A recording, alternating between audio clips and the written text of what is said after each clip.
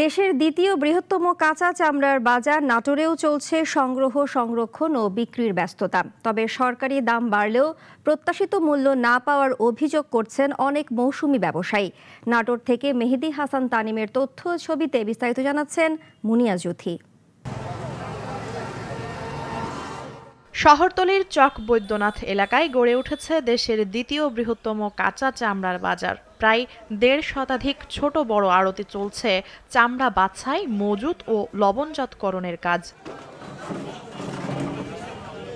ব্যবসায়ীরা বলছেন, দেশের ট্যানারিগুলোর মোট চাহিদার প্রায় ৩৫% চামড়া সরবরাহ করে নাটোরের এই বাজার। এবারও সেই লক্ষ্যমাত্রা অর্জনের আশা করছেন তারা। তবে বাজারে এসে হতাশ হয়েছেন অনেক মৌসুমি ব্যবসায়ী।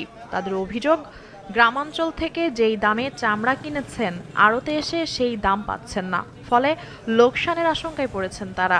চামড়া কিনছি গ্রামে ২০ টাকা ৩০ টাকা, আর খরচ দেওয়া পড়ে গেছে ১০০ টাকা। এখন সে চামড়ার দাম করছে মহাজনের ৪০ টাকা। গরু কিনছি ৫০০-৭০০, সে গরুর দাম এখন করছে ২০০-২৫০। আমি রাজশাহী থেকে ৪০০ পিস চামড়া নিয়ে আসছি, নিয়ে এসে গুদামে দিয়েছি, কোনো বেচা কেনা নাই। আগে বললো যে বেচা কেনা ধরেন যে ১০০-১৫০ করে খাসি কিনছে, ওই অনুসারে নিয়ে আসছি, নিয়ে এসে কোনো বেচা কেনা হয় না। কেনার পরে লবণ টবণ দিয়ে নিয়ে আসে আড়তে ফেলাছি, আড়ত দ্বারে কোনো বেচা কেনার কোনো চিন্তা ভাবনাই নেই। অন্যদিকে আড়তদারদের দাবি, সরকারি নির্ধারিত দামেই চামড়া কেনার চেষ্টা করা হচ্ছে। তবে অনেক চামড়া যথাযথভাবে লবণ দিয়ে সংরক্ষণ না করায় মান নষ্ট হয়েছে। কোনো জায়গায় লবণ চামড়ায় পরে, কোনো জায়গায় পড়ে না। মূলত কাঁচা চামড়ার মেডিসিনই লবণ। লবণ না পড়ে যদি না চামড়া নষ্ট হয়ে যায়, পচে গেলে তার কোনো মূল্য নাই।